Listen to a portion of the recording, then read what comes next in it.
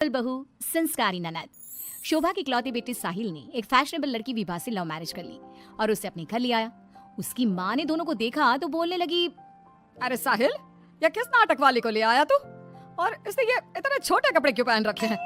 माँ ये नाटक वाली नहीं आपकी बहू है, मैंने इससे शादी कर लिया है। विभा, माँ के पैर छुओ।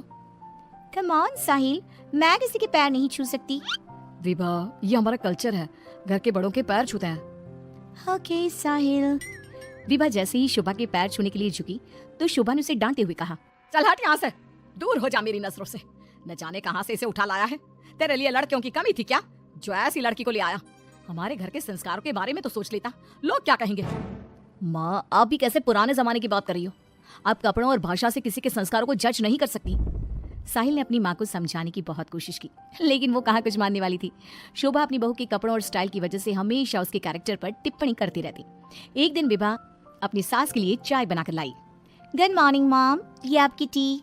ऐ छोरी, तुझ में संस्कार नाम की चीज है या नहीं? गुड मॉर्निंग ना बोला कर मुझे। हमारे यहाँ बहुएं पैर छूती है और तूने ये कैसे कपड़े पहने? देख जरा मेरी बेटी रानी को, सीधे साधे कपड़े पहनती है वो। मॉम, आपकी बेटी को फैशन की बिल्कुल भी नॉलेज नहीं है। उसी तो आप तंबू भी दे देंगी ना तो वो तंबू भी पहन लेंगी। देखो माँ, भाभी कैसे मेरा मजाक उड़ा रही हैं। रानी, मैं तुम्हारा मजाक नहीं उड़ा रही, मगर जरा देखो खुद को कैसी लग रही हो। तुम्हें फैशन का बिल्कुल भी सेंस नहीं है। कुछ तो लड़कियों वाली हरकतें किया करो। चलो कोई बात नहीं, मैं आ गई हूँ ना, सब सिखा दूंगी। इतना कहकर विभा वहां से चली जाती है और रानी सोचने लगती है, भाभी आपने मेरा मजाक उड़ाकर अच्छा नहीं किया। अब देखो मैं कैसे आपको इस घर से बाहर निकालती हूँ। अब रानी हर समय अपनी भाभी की कमियां ढूंढने में लगी रहती। रानी की माँ तो विभा से नफरत करती ही थी, लेकिन घर से निकालने के लिए जरूरी था कि साहिल भी विभा से नफरत करे। एक दिन घर में पूजा हो रही थी। घर के सभी सदस्य पूजा में शामिल हुए लेकिन विभा नहीं हुई। जब पूजा खत्म हुई तो रानी ने कहा, भैया माना कि भाभी फैशनेबल हैं, लेकिन इसका मतलब ये तो नहीं कि वो भगवान में बिल्कुल आस्था ना रखे। उन्हें पूजा में तो आना चाहिए था ना। हाँ बेटा, तूने अपनी मर्जी से शादी तो कर ली, अब अपनी मॉडल बहू को घर के तौर तरीके तो सिखा दे। अपनी बहन और माँ की बात सुनकर साहिल विभा के पास गया और उससे कहने लगा, विभा, आज घर में पूजा थी, तुम क्यों नहीं आई पूजा में? पता है लोग कितनी बातें बना रहे थे। माय डियर हस्बैंड, इतना गुस्सा क्यों हो रहे हो?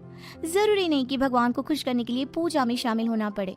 जब भगवान को दिल से याद कर लो ना तो बस उसी समय होगी उनकी पूजा। विभा, तुम शब्दों के जाल में मुझे मत फंसाओ। मैं जानता हूँ तुम इन सब चीजों को नहीं मानती, लेकिन तुम माँ की खुशी के लिए ही चली जाती। कम ऑन डार्लिंग, तुम तो छोटी सी बात को खींच रहे हो। मुझे पूजा में जाने से कोई प्रॉब्लम नहीं थी। मुझे किसी ने बताया ही नहीं पूजा के बारे में। अगर माया रानी बता देती तो मैं चली जाती। इसी तरह दोनों में काफी देर तक बहस चलती रही।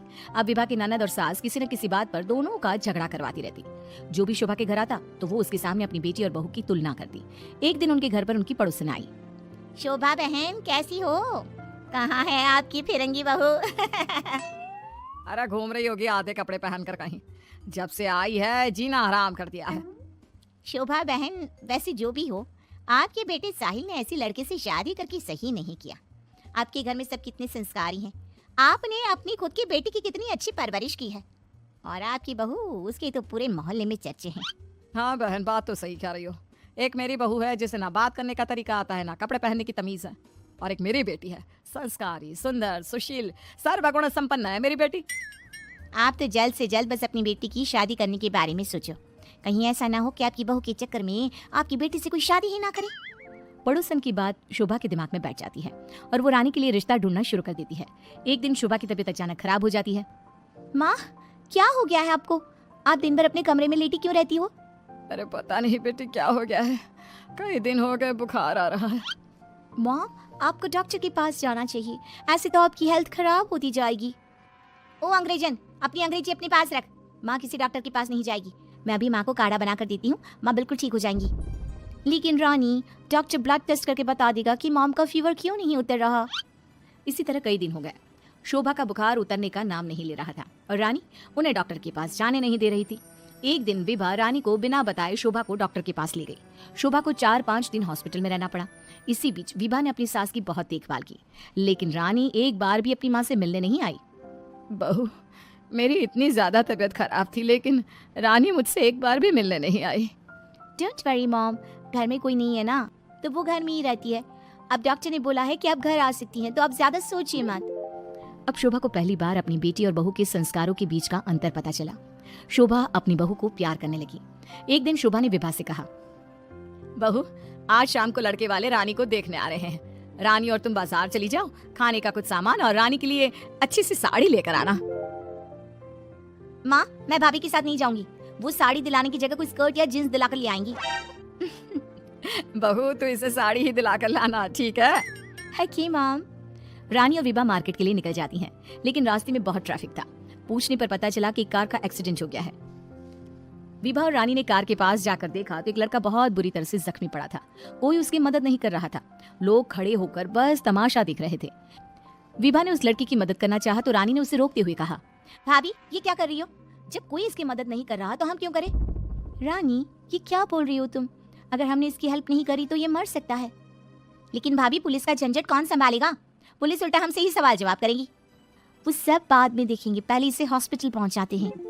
विभा और रानी उस लड़के की जान बचा लेती हैं और उन्हें घर आने में देर हो जाती है। शोभा उनसे पूछती है, तुम दोनों को इतनी देर क्यों हो गई आने में? देखो शाम होने वाली है, लड़के वाले किसी भी समय आते होंगे। माँ आपकी लाडली बहू की वजह से देर हो गई। मुझे आज पता चला भाभी को समाज सेवा का शौक भी है। रानी ने पूरी बात अपनी माँ को बता दी। शोभा ने बहू को डांटने की जगह उसकी तारीफ की। वो तीनों बात कर ही रहे थे तभी साहिल वहां आकर कहता है, माँ जो लड़का रानी को देखने आने वाला था उसका एक्सीडेंट हो गया है। क्या? ये तो बहुत बुरा हुआ। ठीक तो है ना वो? हमें जल्दी उसे देखने जाना चाहिए। माँ वो ठीक है, उसके घर वाले बता रहे थे कि 2 लड़कियों ने उसे हॉस्पिटल पहुंचाया है। अगर वो उसे वक्त पर हॉस्पिटल ना लेकर जाते तो उसका बचना मुश्किल था। 2 लड़कियों ने? डार्लिंग हमने भी आज एक लड़की का हॉस्पिटल पहुंचाया था। कहीं ये लड़का वही तो नहीं जो रानी से मिलने आ रहा था? सभी हॉस्पिटल पहुंचे तो ये लड़का वही निकला जिसकी जान विभा और रानी ने बचाई थी। सबने दोनों की बहुत तारीफ की।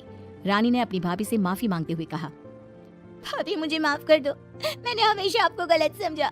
अगर आप ना होती तो मैं कभी भी किसी अनजान आदमी की मदद ना करती। डोंट क्राई डियर, हमें अच्छे काम करते रहने चाहिए। साहिल दोनों की बात सुनकर कहता है, देखा रानी, मैं कहता था ना, संस्कार चरित्र में दिखाई देते हैं, कपड़ों और भाषा में नहीं। इसीलिए कभी किसी के कपड़े देखकर उसका कैरेक्टर सर्टिफिकेट